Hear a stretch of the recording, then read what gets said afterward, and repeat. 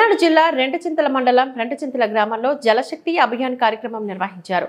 ఈ కార్యక్రమంలో YRS high school ఉపాధ్యాయులు, విద్యార్థులు, ఆశా వర్కర్లు, స్థానిక ఎంపీడీఓ, పంచాయతీ సెక్రటరీ, టౌన్ అధ్యక్షుడు రాజారెడ్డి, కొంటు సుమంత్ రెడ్డి తదితరులు ఈ కార్యక్రమంలో పాల్గొన్నారు।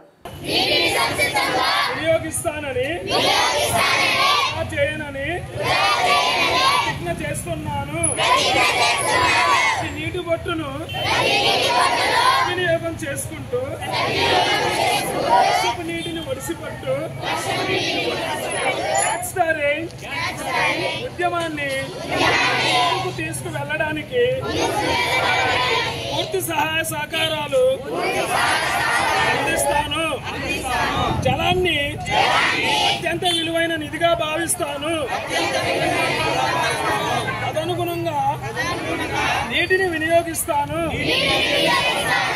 పాటిస్తూ విధిగా నీటిని వినియోగించుకోవడం, నీరు వృధా కాకుండా